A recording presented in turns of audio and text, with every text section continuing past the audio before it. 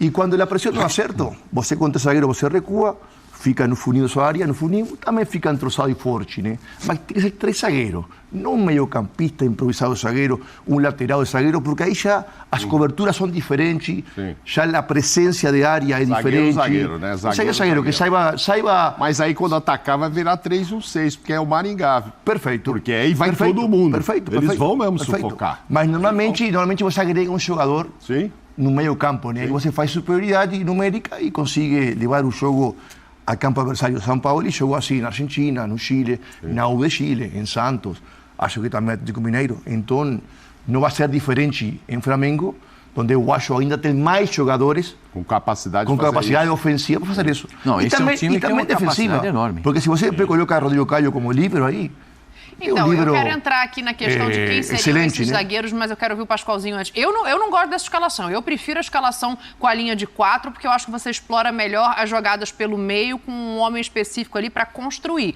Aí, se tiver um problema, se tiver congestionado, você pode alterar no sentido de abrir o campo. Nessa mas linha o Flamengo de 4... é um time com posse de bola, é um time com capacidade de construção de jogo. Naquela linha de 4 que a gente viu na escalação do Internacional, o que fez o São Paulo? Ele abriu os corredores para os laterais. Sim. Certo? O Wesley passava pela direita, o Ayrton Lucas passava pela esquerda. O Gerson foi muito inteligente, porque o Gerson fazia um meia ponta. Ele não ocupava o espaço do Ayrton Lucas, mas ele tinha presença ofensiva pelo lado esquerdo. É um meia jogando ali para auxiliar os centroavantes. O Gabigol muitas vezes saiu pela direita para auxiliar ali o Vidal. Nessa escalação seria até o contrário, né? Porque o Gabriel cai mais para a direita e o Pedro fica mais dentro da área. Aí você perde um jogador no meio campo. Você fica mais defensivo. Eu posto você tem os laterais que sobem. Mas em linha 4, primeiro tem que defender, né? Ocupar seu espaço. Então, van de trás à frente. O que ele está falando começa 20 metros atrás. Os 2 laterais passam, ficam os 2 zagueiros com o volante. Lembra do contra-ataque no final do primeiro tempo contra o Internacional? A bola sobra, quem é que está ali? Os 2 zagueiros de mano com os 2 atacantes. Você fica mais exposto. É que a bola... vai passar, a gente vai ver isso já. Imagina Roberto Carlos e Cafu na Copa 2002 jogando em linha 4. Eles teriam que começar o jogo com 25 metros atrás. E vai ser diferente. Mas se você coloca o Roberto Carlos e o Cafu no time do Flamengo hoje, eu acho que a torcida não ia reclamar de mais nada. Mas o sistema deveria ser com 3 zagueiros, né? Porque os caras têm que dar a... Essa formação contra o Internacional, ela funcionou bem. Você vai dizer, mas Pascoal, perdeu o jogo. Como é que funcionou bem? A gente viu o Flamengo jogar. O Gerson fez uma partida que há muito tempo ele não fazia. Ele rouba essa bola do meio campo, sai a jogada pro Gabigol e ele vai lá e faz o gol. Que golaço que ele faz, ó. Dá até chapéu no goleiro. Ó, peteca a bola 2 vezes antes da bola entrar no gol. Olha isso, ó. Olha o baita gol que ele fez. O Gerson fez uma partida estreando novamente no time do Flamengo. Ele voltou. O Gerson voltou. Tá aí. E aí tem o primeiro gol do Internacional. Agora tem uma coisa, gente, que é curiosa, assim, porque o Mauro tocou nesse ponto, né? Da quantidade de jogadores que o Flamengo tem que podem ser colocados independentemente do esquema. Assim. Eu vou começar pela zaga, mas eu quero chegar lá na frente porque o Matheus Gonçalves tem sido pouco utilizado. O Matheus Gonçalves é o que joga mais aberto pela direita, né? Aí seria uma competição ali, de repente, com o Marinho, dependendo de como ele opta pelo modelo do jogo. Mas na zaga, você já pode fazer esse debate. O Mauro citou muito bem. O Matheus Gonçalves é ponta. Sim. Ponta a ponta. Aí vai jogar o Marinho aberto por aquele setor. Para não ocupar o espaço do Marinho, não pode ter ponta. Se é a escalação contra o Nublense, que você falou que o time vai adotar com os 3 zagueiros, eu só discuto um zagueiro, que por incrível que pareça, eu discuto só o Davi Luiz. A gente tem números dos zagueiros nessa temporada. Eu discuto só o Davi Luiz, porque os outros 2 zagueiros eu não discuto. O Bruno e o Léo eu não discuto. Que viraram quase que unanimidade ser escalado ou linha de 4 ou de 3 zagueiros, os 2 parece ser. São os 2 e mais um. E eram os mais criticados, né? Há um tempo atrás. O Léo foi muito criticado. E hoje você olha lá os 5, esses 2, mais o Davi Luiz, mais o Pablo, mais o Rodrigo. E o torcedor pensa agora no Fabrício e no outro. Então, aí, ó, Mauro, só pra gente ilustrar aqui, né, a quantidade de jogos e os números de cada um.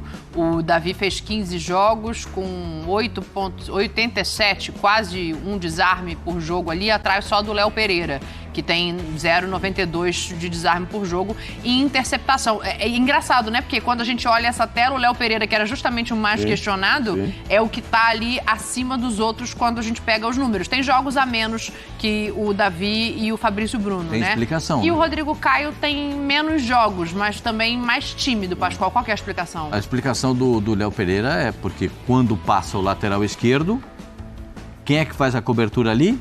Léo Pereira. Então ele vem, como ele é um jogador que tem velocidade para chegar no adversário, ele consegue tomar a frente do adversário. Então ele vai desarmando o adversário. O mesmo vale do Fabrício Bruno, que é outro jogador rápido que marca pela direita. Por isso que dá confiança de você botar dois jogadores que apoiam até o fundo. Porque você tem dois zagueiros que podem fazer essa cobertura. E ainda vai ter um zagueiro central e ainda vai ter um volante. 2 vagas para você, joga o Fabrício e o Léo. Não, Fabrício, eu só vou discutir os zagueiros, o líbero, que aqui no Brasil funciona de uma outra forma. Na Europa, o líbero é livre. Sim. Na Itália, o líbero é livre. Então, o líbero, não vou nem falar de nenhum líbero para não constranger ninguém. O líbero é aquele que pega a bola e sai para jogar. É o que tem mais qualidade técnica. Eu não sei como é que está o nível físico do Rodrigo Caio, porque ele é um baita jogador. Baita jogador. Agora, para a marcação pelas laterais, esses dois estão certos. Eu vejo o Flamengo com a qualidade de zagueiro que tem, de novo. E tem o Pablo ainda, né? E ainda tem Pablo. Com Leo Pereira e Fabrício, pelo que eu vi, jogador mais novo, né? Tan estado de forma físico, tão forte, para sair na casa, para sair no duelo, né? Por isso que tem melhores números, está mais forte nesse duelo, fazendo essa casa, e um livre que pode ser David Luiz ou Rodrigo Caio, jogadores técnicos, experientes, tiempistas, bem protegidos, e liberar ofensivamente tanto a Ayrton Lucas ou quem quiser colocar por lado direito, né? Eu vejo o esquema muito claro, não tenho dúvida que Sampaoli vai terminar jogando assim, tenho dúvida. A torcida goste ou não goste, eu acho que vai terminar assim, e também acho que é o melhor para o Flamengo, né? Pelo momento, você colocaria o Davi ainda no campo? Sim. Rodrigo... Não, ainda David, até Rodrigo pegar mais futebol, né? Está com mais confiança, mas revezando, né? Já são 2 jogadores de mais idade, Rodrigo com o problema das contusões. Acho que está muito claro, não tem muito por que duvidar, não. Talvez não esteja no DNA da história do Flamengo, né? Ou talvez deve estar por aí, porque com a qualidade de jogador e com o treinador que o Flamengo trouxe, quando o presidente ou o diretor esportivo trouxe o Sampaoli, ele sabe que ele joga assim. Sempre jogou assim. Nos clubes eles são, então por que vai mudar aqui? Inclusive tem jogadores para jogar daquele jeito que, volto a repetir, 3 zagueiros é mais ofensivo até que jogar com linha de 4, porque você adianta os laterais do meio campo, você fica com superioridade e você consegue, no meio campo e campo adversário, jogar com mais jogadores, né? Tem uma coisa que nesse esquema, então, os zagueiros são fundamentais, os 2 da cobertura são fundamentais, mas o volante tem um trabalho que tem que ser feito. Tem que ter um bom primeiro volante. Tem que ter um Mauro Silva. Você não vai gritar, Mineiro, onde é que você vai? Você não vai gritar. Tem que ter um cara bom, né? Olha lá, tá vendo como é que é? Porque é o seguinte, quando passava ali, Mineiro passava da linha do meio do campo, escutava um grito lá atrás do gol. Ei, Mineiro, tá indo onde? Era ali. Josué era pior. Agora me chama... Josué era pior. Me chama a atenção. Fica pertinho, vem aqui. Vem aqui. Você tá indo onde? Vem pra cá. Fala, mano. Não, me chama a atenção assim que o Wesley vai aproveitar bem, né? Essas chances que o Mateuzinho tá dando, o Varela, esse menino aí, errou um lance contra o Inter e tal, todo mundo vai errar, até o Ayrton Lucas também, enfim, contra o Maringá, levou até um chapeuzinho, que é o melhor da temporada do Flamengo, é ele, mas acontece, tem dia que não é legal. Mas esse menino... Não sei não, quando o Mateuzinho está machucado ainda, não pode voltar. O Mateuzinho está machucado, eu acho que ainda não tem condição de jogo, não. Esse menino está ganhando, moral aí com o Sampaoli, vai sendo titular, vai sendo repetição, aí já começa a ser comparado com o Rodinei, que é mais ou menos o que o Mateuzinho faz também, muito ofensivo e tal, mais do que o Varela, que é tido como mais defensivo. Sim. Em que pese, eu vejo ele muito na área lá, mas ele foi taxado já de defensivo, e o Rodinei era ofensivo, o Mateuzinho ofensivo, o Wesley também. Mas tem que saber marcar lá atrás. Mas esse menino pode, de repente, ser uma novidade na temporada, aí como um titular do lado direito. Tem espaço para outros meninos? Porque a gente tem os Mateus no meio campo. Então, você está falando do... Você pegou um outro Mateus para entrar no time. Eu citei o Mateus Gonçalves porque mas o França, eu acho brigaria que parece... ali em tese por posição com o Marinho, né? Mas o França mas também tem bola para esse jogo específico, o Lugano tem a visão do que o Sampaoli fez... a história dele, né? Inclusive na última passagem dele na França e na Espanha, né? Agora. Só que no Flamengo ele está fazendo do lado contrário. Na França ele fazia com um zagueiro lateral, pela esquerda. Aqui ele está fazendo ao contrário. Ele empurra o lateral e faz o Léo... O Léo fazia a cobertura do lado esquerdo e o Fabrício Bruno faz a cobertura do lado direito, que ele põe um ponta. Lá ele punha o contrário.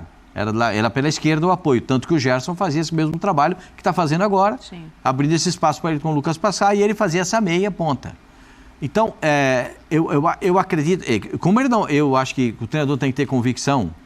O Mauro fala assim, se é para errar, erra com a cabeça dele, tá certo? Ele vai errar, mas erra com a convicção dele. Ele vai acertar, acerta com a convicção dele. Então, nesse aspecto, eu acho que ele age corretamente. E também entendo que se ele precisa dar o bote em cima do Maringá para roubar a bola perto do gol adversário, ele tem que ter uma supremacia numérica na saída de bola para marcar o Maringá. Porque ele vai forçar o Maringá a quebrar a bola. Porque o Maringá não vai ficar trabalhando a bola no espaço curto, dentro da grande área, com a chegada do Gabigol, com a chegada do Pedro. Não, ele vai espremer o Maringá lá atrás. Entendeu? Ele vai tentar tirar esse espaço do Maringá para fazer o Maringá quebrar a bola no ataque. Aí é que tem que ter o posicionamento dos zagueiros para evitar a bola de velocidade, para não deixar mano a mano no contra-ataque. Então, tudo no futebol tem a versão que você pode aproveitar melhor e a versão que o adversário pode aproveitar desse espaço dado por você. Aí eu vou repetir, o primeiro volante é fundamental. O Thiago Maia tem que voltar a ser o Thiago Maia do Santos ou do ano passado. O Thiago Maia passando as linhas, entrando dentro da grande área. Não tem o Lugano para gritar para ele, vem aqui onde você está indo. Porque o Mineiro fez o gol no Mundial de Clube, gente. Sim. Porque está Josué. Não saía. Porque ficou o outro pode ir. O Josué ficou. O dois não estava na frente. O Josué você chamou, você prendeu um ali, você segurou o Josué. Exatamente, solta o outro. Então o outro pode ir. Josué, vem aqui segurar essa onda aí. E você com 3 e 1, você sempre fica bem posicionado para o contra-ataque. Nunca leva surpresa. Máximo a bola vai para o canto e aí tem tempo para você recuar.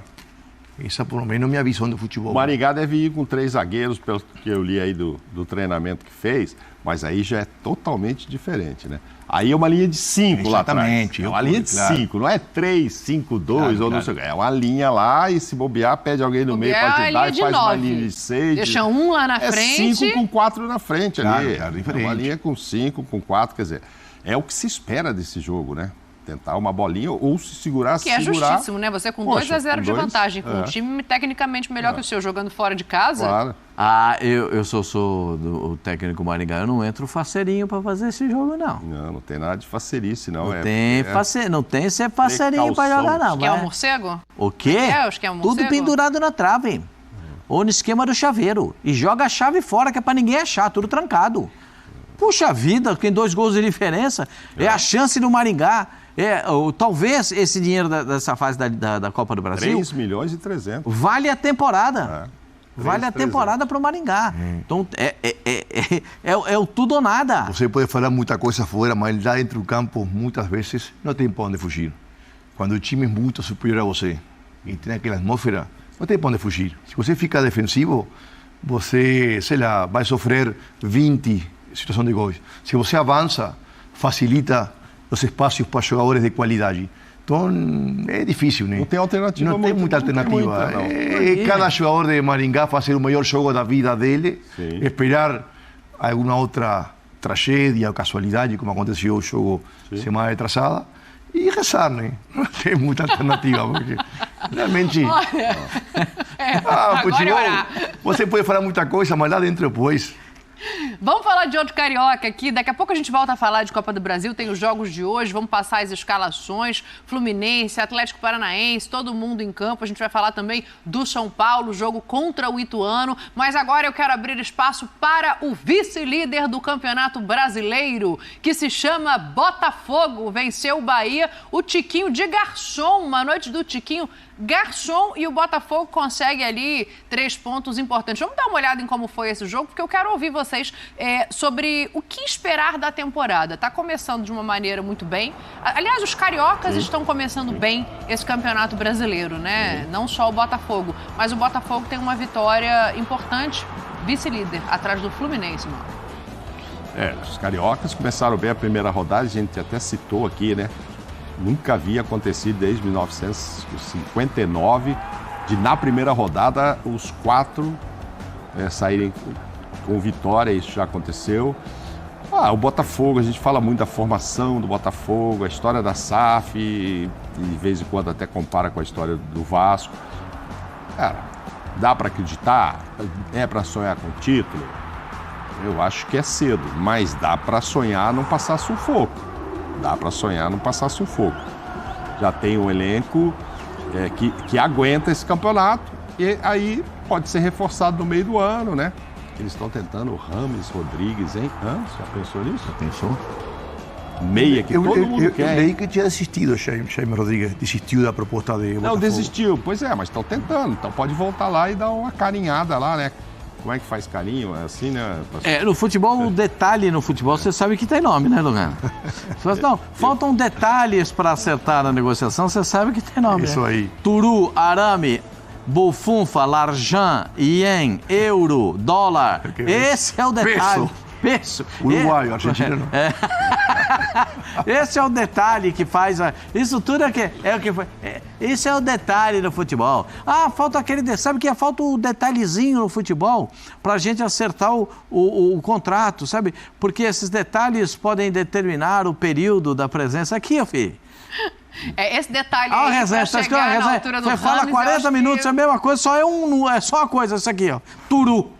Se chuviscar na conta, o cara tá pronto. Isso aí o John Textor tem. Então, assim, ele não aceitou a primeira proposta. Vamos lá fazer uma outra. O Zé Rafael com a camisa do Bahia. Que espetacular essa foto do Zé Rafael, cara. Olha isso. Não, é o Everaldo. É o Everaldo?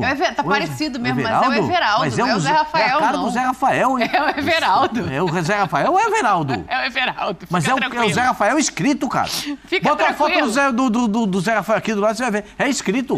É a cara do um focinho do outro. Não, mas é o Everaldo. Pode respirar, Pascoal. Tá tranquilo, pode respirar. Não, tomei um susto. Mas para resumir essa história do jogo de ontem, parabéns pro Botafogo. O time não desistiu de nada. Tomou o gol do Jacaré, quase que o Jacaré faz um outro gol. E ainda vai buscar. Vai buscar o resultado. Espetáculo. Parabéns, Botafogo.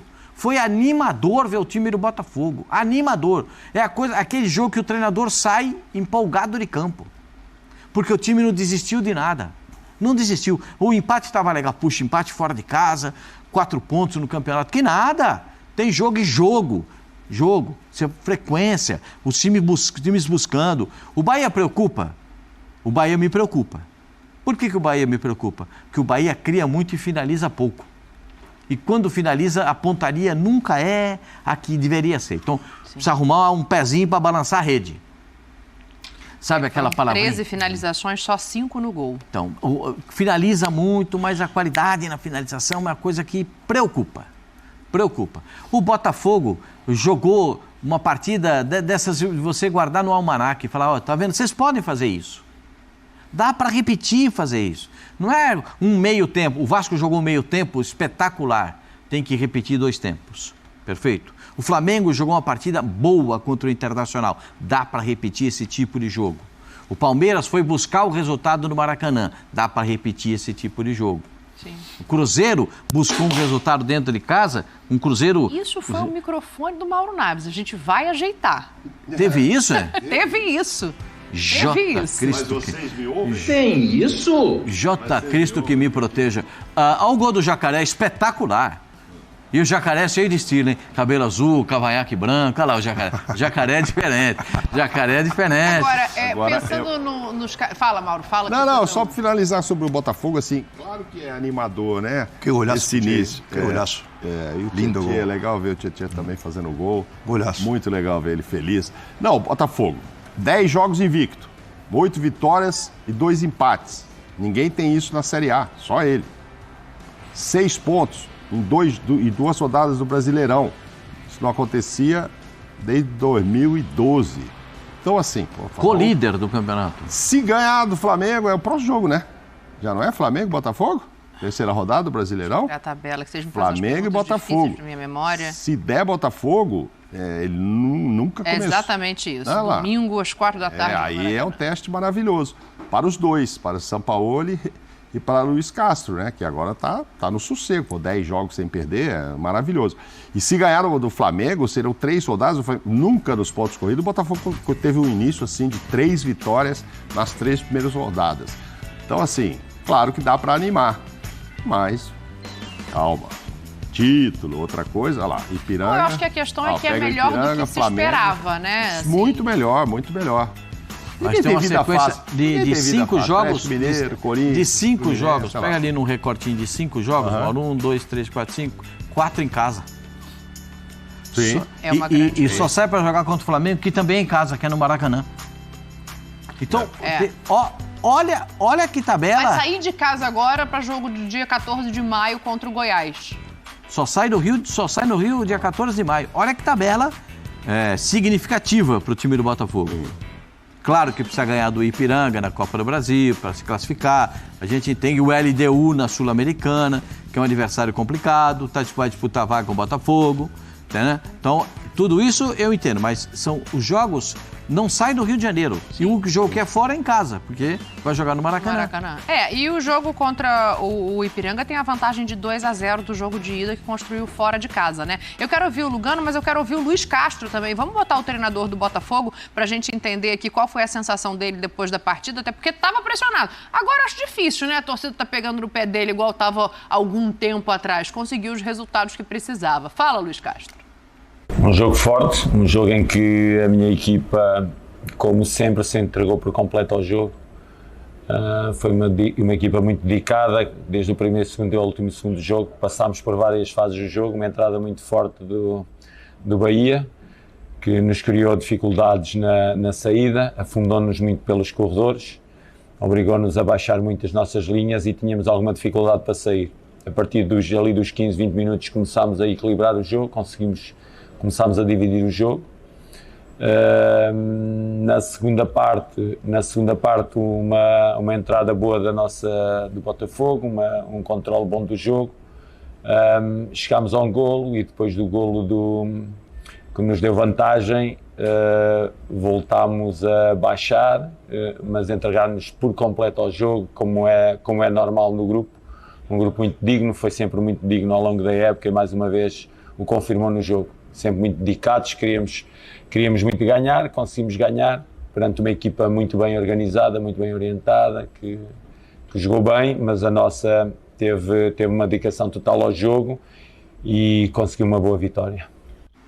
Tá aí, o Luiz Castro, que entendeu como funciona o futebol brasileiro, Lugano. Eu acho que ele está de parabéns, porque o que demonstrou o Botafogo nesta 2 primeiras rodadas, como você falou, acho que ninguém esperava tanto. Um time muito compacto, realmente jogadores aplicados. Você vê o Botafogo, não tem grandes nomes, mas um time veloz, forte fisicamente, que sabe se defender.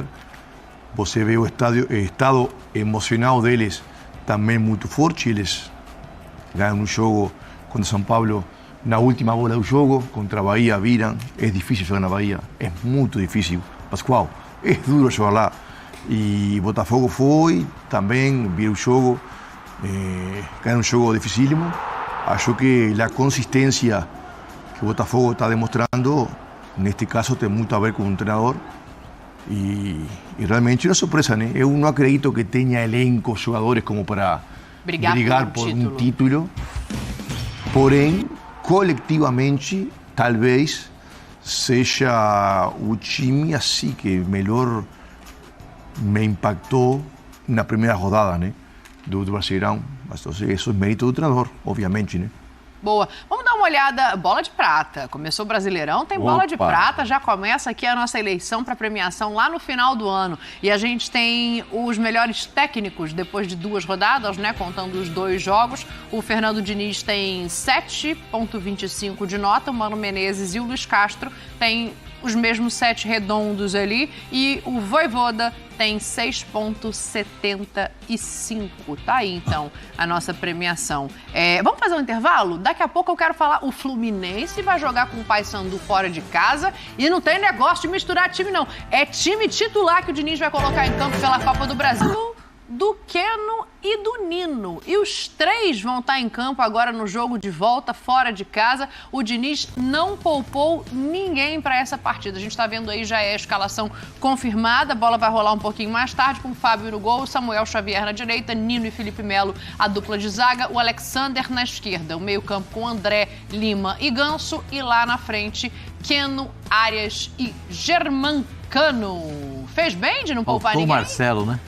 O Marcelo tá com controle de carga, né, presidente? É isso? Não, ele sentiu um pouquinho, né? Uma fisgadinha no jogo. Se você se lembra, ele vai lá e fala pro Diniz da panturrilha. Sim. E sai daquele jogo. Aí já não participou do último e foi poupado de novo. Pela idade que tem, enfim, tal. Pra que forçar uma barra? E outra, o Fluminense deve acreditar que não necessita tanto do Marcelo para confirmar uma classificação que começou com 3-0, né?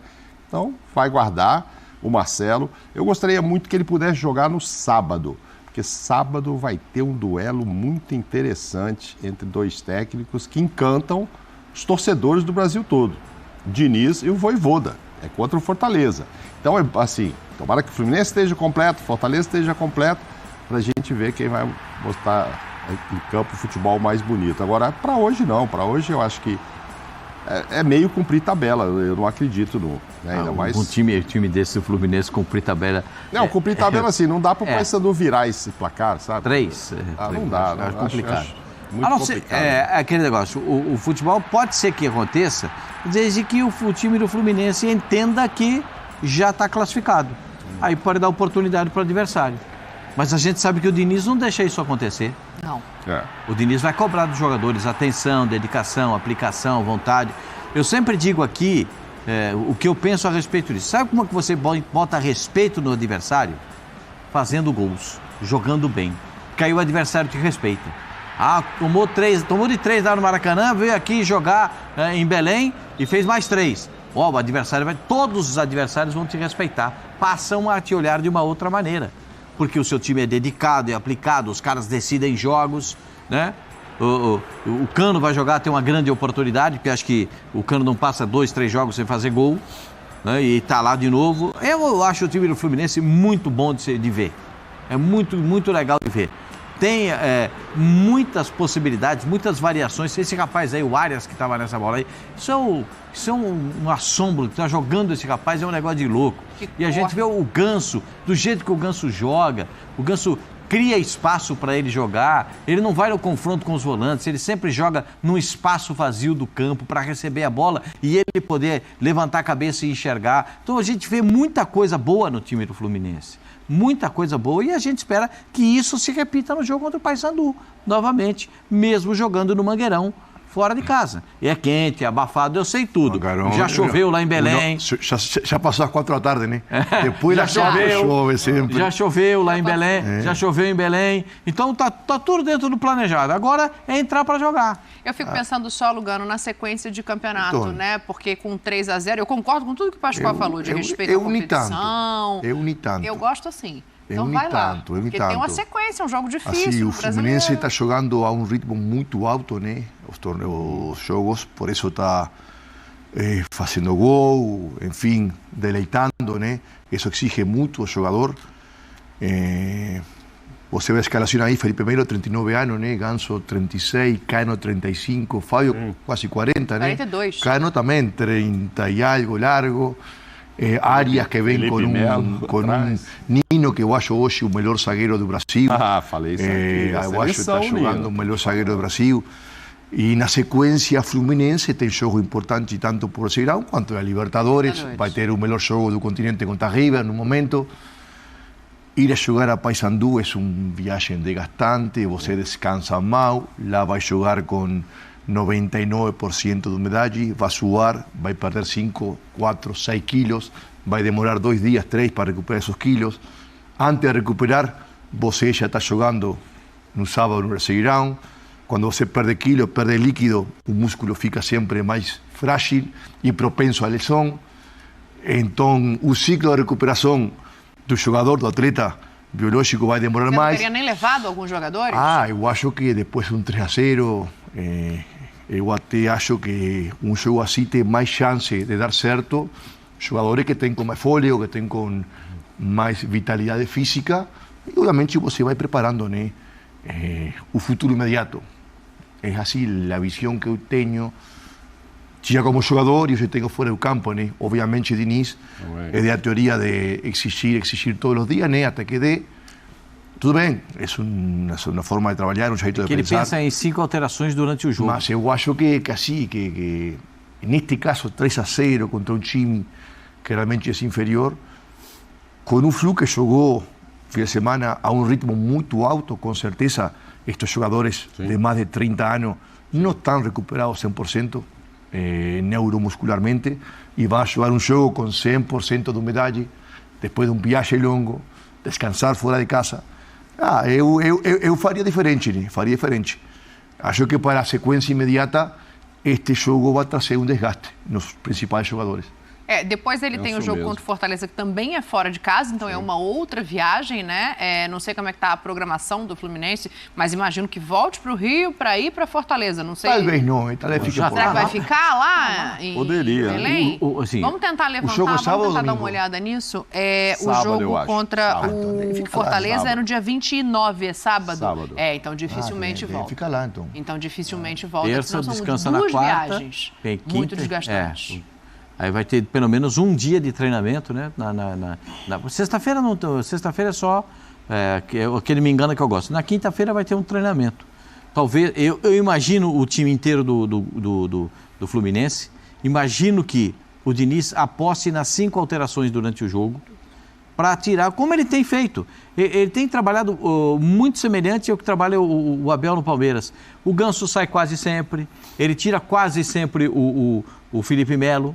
O Felipe Melo sempre, o Ganso quase sempre, o Cano de vez ele tira também, para não deixá-los até o fim do jogo. Então eles jogam até os 30 do segundo tempo, 35 no máximo do segundo tempo, e ele vai tirando esses jogadores, como disse o Lugano, os mais velhos, ele poupa jogando, poupa durante a partida.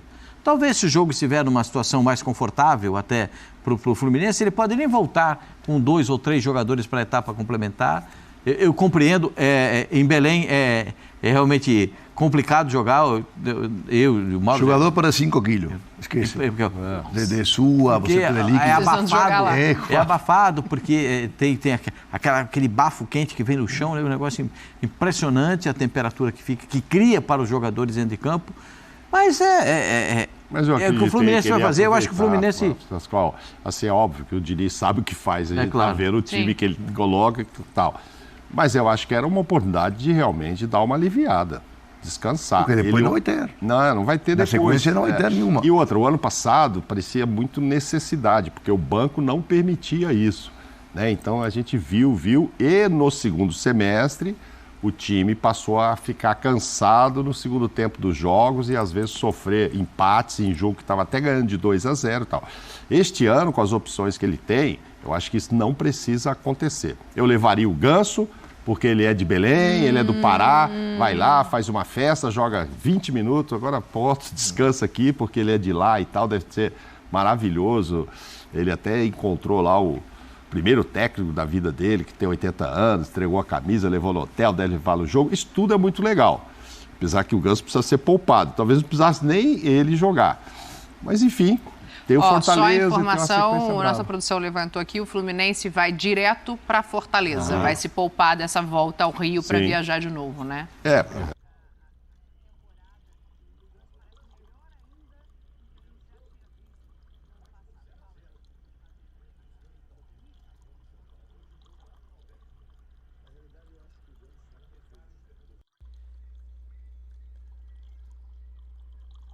Chegando, galera, chegando com uma notícia aí agora do mito Cristiano Ronaldo, né, o CR7. Bom, o Cristiano Ronaldo então apareceu aí de bom humor durante o treino com o Al Nassr, né, apesar das polêmicas aí recentes, né, e da má forma aí do time. Ele atuou como fotógrafo, tirando fotos dos seus companheiros e funcionários do clube, né, com uma câmera profissional.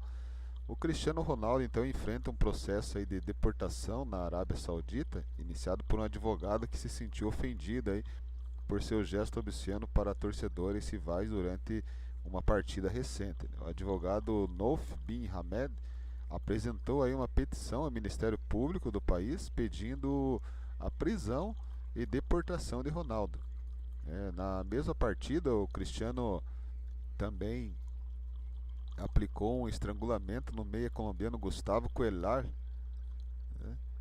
E o Ronaldo marcou 11 gols aí, deu 2 assistências em 13 jogos pelo Al Nassr, desde que se juntou ao time, né? Vindo do Manchester United na última temporada.